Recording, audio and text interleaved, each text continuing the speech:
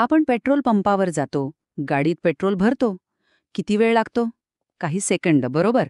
पण त्या काही सेकंदांच्या मागे त्या पेट्रोल पंपाच्या मालकासाठी ना 24 तासांचं एक जबरदस्त गणित सुरू असतं.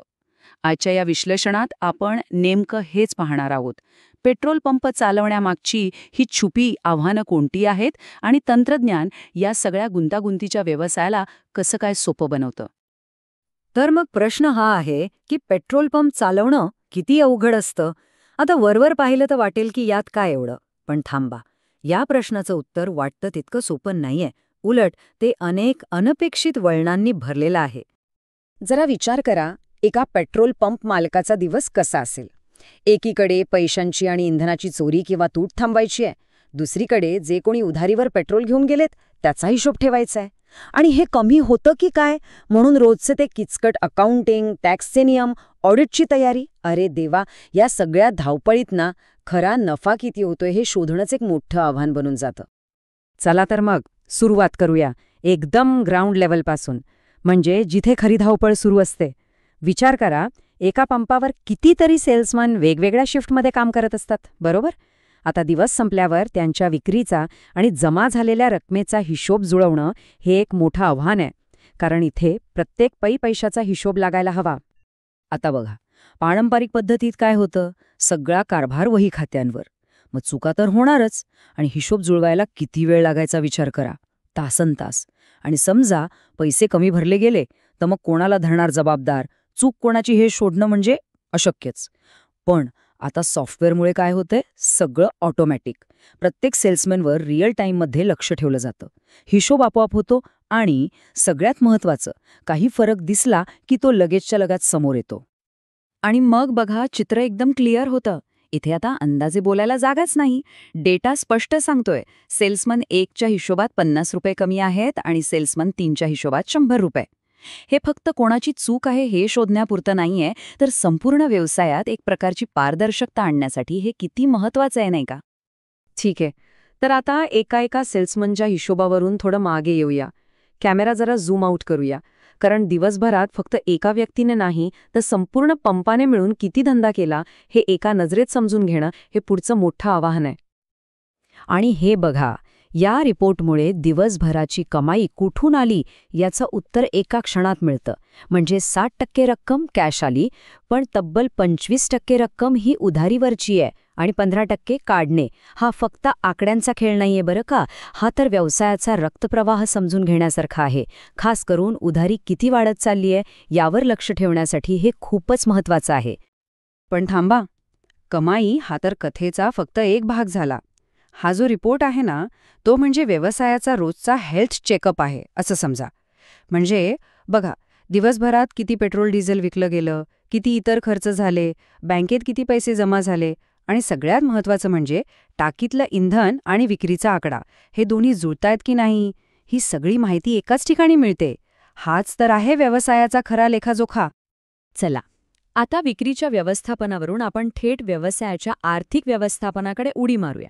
आणि हे क्षेत्र म्हणजे एखाद्या चक्रव्यूहापेक्षा कमी नाहीये, कारण इथे उधारीची खाती सांभाळणं आणि एकूण नफा किती होतोय हे समजून घेणं ही खरी आव्हानं आहेत. आता महिन्याच्या शेवटी हिशोब कसा दिसतो ते पाहूया. एका बाजूला दिसतंय एकूण उत्पन्न 1,62,000 रुपये. आकडा चांगला आहे, पण थांबा, ही कहाणी फक्त अर्धी आहे. कारण त्याच वेळी व्यवसायाचा एकूण खर्च आहे तब्बल 90,000 रुपये. आता या दोन आकड्यांमधला जो फरक आहे ना, तीच आहे व्यवसायाची खरी कमाई. आणि हे असं स्पष्टपणे समोर दिसणं किती गरजेचं आहे, नाही का. आणि खरं सांगायचं तर हे फक्त आकडे नाहीयेत, हे गणित नाहीये. हे आकडे सांगतात की मालकाची मेहनत फळाला येतेय की नाही. आणि मला सांगा, प्रत्येक व्यावसायिक ह्याच एका उत्तरासाठी तर दिवस रात्र धडपडत असतो, बरोबर. आणि मग येतो तो सर्वात महत्त्वाचा आणि तितकाच डोकेदुखीचा प्रश्न, कोणाकडे किती पैसे बाकी आहेत. कारण बघा, उधारीवरची विक्री हा एक मोठा धोका असतोच. त्यामुळे सगळ्या थकबाकीची एकदम स्पष्ट आणि एकत्रित माहिती मालकाकडे असणं हे अत्यंत गरजेचं आहे. आता आपण व्यवसायाच्या अशा भागाकडे वळतोय जिथे एक छोटीशी चूक सुद्धा खूप महागात पडू शकते. हो, मी बोलते ऑडिट आणि टॅक्सबद्दल. इथे नियमांचं पालन करणं आणि प्रत्येक व्यवहाराचा अचूक हिशोब देणं हे सगळ्यात मोठं आव्हान आहे. ऑडिटमध्ये सगळ्यात महत्त्वाची गोष्ट काय असते? पारदर्शकता. आणि त्यासाठी हे ड्रिल डाऊन नावाचा फीचर आहे ना, ते कमाल आहे. जरा विचार करा. तुम्ही आधी मुख्य बॅलन्स शीट पाहता, मग तिथून बँक चार्जेससारख्या एखाद्या खर्चावर क्लिक करता. मग त्या खर्चातल्या प्रत्येक व्यवहाराची तारीख दिसते. आणि तिथून अजून एका क्लिकवर तुम्ही थेट त्या व्यवहाराच्या मूळ पावतीपर्यंत पोहोचता. आता सांगा, ऑडिट करणाऱ्यांसाठी यापेक्षा जास्त पारदर्शकता अजून काय असू शकते? आणि GST हे तर एक वेगळंच प्रकरण आहे. त्याची गणना करणं म्हणजे एक मोठी डोकेदुखी असू शकते, खास करून जेव्हा तुमच्याकडे वेगवेगळ्या टॅक्स रेटच्या वस्तू असतात.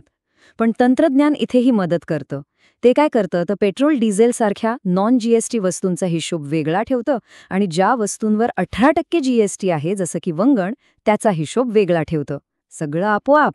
आणि यामुळे होतं काय तर GST रिटर्न भरण्याची जी किचकट प्रक्रिया आहे ना, ती एकदम सोपी होऊन जाते. तर मग या सगळ्याचा अर्थ काय लावायचा? हे जे वेगवेगळे फीचर्स आपण पाहिले त्याच्या पलीकडे जाऊन एक गोष्ट लक्षात घेणं महत्त्वाचं आहे. ती म्हणजे तंत्रज्ञान व्यवसायाच्या मूळ स्वरूपालाच कसं बदलतं. हे फक्त सोयीसाठी नाहीये, तर हे आहे नियंत्रणाबद्दल. म्हणजेच सगळ्यात महत्त्वाचा मुद्दा हा आहे की व्यवसाय अव्यवस्थेकडून नियंत्रणाकडे जातो. किती साधं पण किती शक्तिशाली वाक्य आहे हे. हे वाक्य या संपूर्ण विश्लेषणाचं सार सांगतं. जिथे आधी फक्त गोंधळ होता, तिथे आता प्रत्येक गोष्टीवर पूर्ण नियंत्रण आहे. आणि आता जाता जाता एक विचार सोडून जातो. आपण पेट्रोल पंपाचं उदाहरण पाहिलं. पण आपल्या आजूबाजूला असे कितीतरी पारंपरिक व्यवसाय आहेत जे आजही जुन्याच पद्धतीने चालतात. कधी विचार केलाय तंत्रज्ञान तिथे अजून कोणती क्रांती घडवून आणू शकतं?